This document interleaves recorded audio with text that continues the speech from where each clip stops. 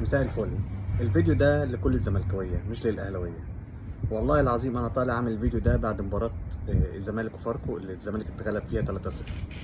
بص انا هقول لكم حاجه، انا مش طالع اشمت فيكم ولا طالع اقول لكم انا فرحان ولا زعلان عشان انتوا اتغلبتوا ولا ما اتغلبتوش. طبعا طبيعي ان انا لازم ابقى فرحان عشان غريمي التقليدي في الدوري المصري بيبعد عني بفرق نقاط.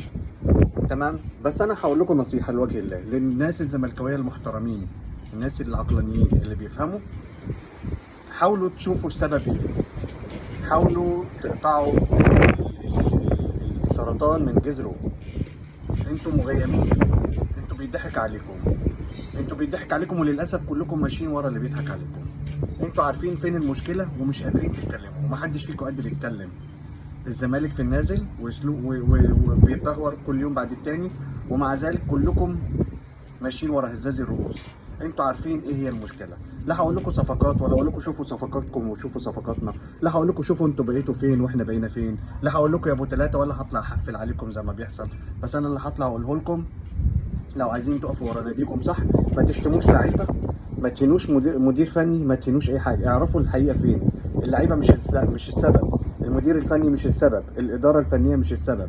انتوا عارفين المشكله فين. المشكله في رئيس ناديكم، والمشكله في اداره في القناه بتاعتكم وفي هزاز الرؤوس. الناس اللي مش قادره تواجه الحقيقه، ولا قادره تقول للغلط انت غلط، ولا قادره تقول للاعمى انت اعمى في عينه. لكن للاسف طول ما انتوا هتفضلوا كده هتفضلوا مغيبين، وهتفضلوا دايما في النازل، وهتفضلوا دايما تتفرجوا علينا واحنا في المونديال، مونديال كاس العالم اللي طالعين الاعلاميين بتوعكم يقولوا عليه دي مباريات دوري سنوي عشان فوزنا على اوكلاند سيتي 3-0. وانتوا لما اتغلبتوا من الاهلي 3-0 كان ايه؟ وانتوا لما اتغلبتوا من فاركو 3-0 كان ايه؟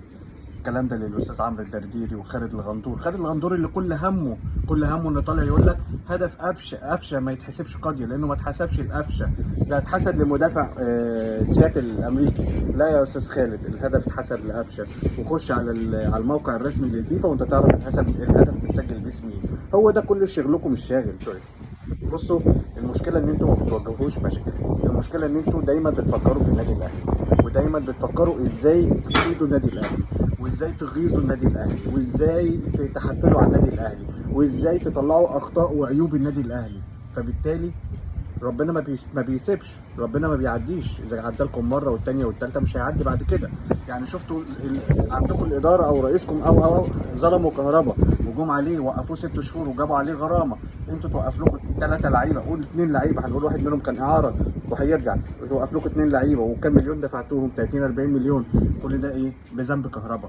انا برضو مش طالع اتكلم في المواضيع دي كلها، ولا طالع افكركم بالذي مضى. انا طالع اقول لكم انتوا شوفوا، حتى واحنا في كاس العالم للانديه وبنكسب كل مباراه ورايحين نلاعب ريال مدريد، انتوا كل تفكيركم في ايه؟ بدل ما تفكروا في المباراه، بدل ما تفكروا في فريق فاركو، بدل ما تفكروا في الدوري وفرق النقاط، بدل ما تفكروا ان انتوا تعوضوا اللي فات. لا انا وبعدين انتوا عندكم قصه مش مفهومه. فيريرا راح فيريرا رجع، فيريرا راح فيريرا رجع، وبعدين يرجع يقعد على الدكه.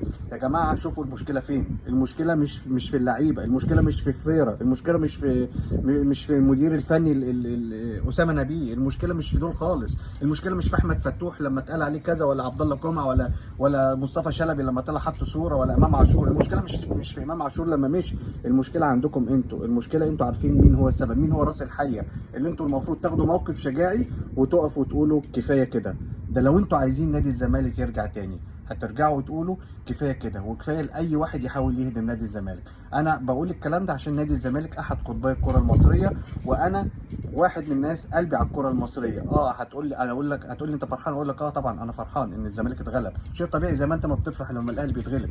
انا هكذب عليك؟ لا مش هكذب، انا هقول لك الصراحه، ايوه انا فرحان جدا ان الزمالك اتغلب النهارده. بس انا بقول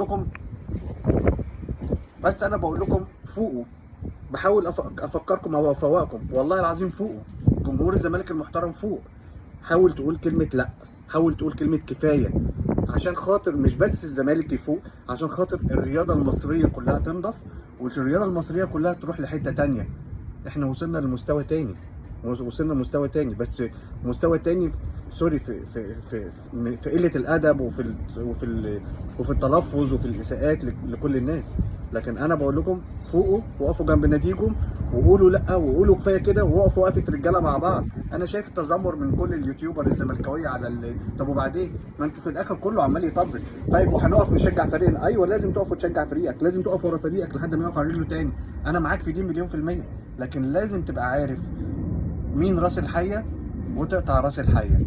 غير كده لا الزمالك هيفوق، ولا الرياضه المصريه هتفوق، ولا عمر الاتحاد المصري هيعرف يرفع راسه تاني لفوق طول ما بتحصل التجاوزات ديت والاهانات اللي احنا شايفينها عماله على بطال لكل الناس ولكل الرموز، والرموز الجيش والرموز الكوره والرموز الاتحاد وللوزاره وي وي وي وي.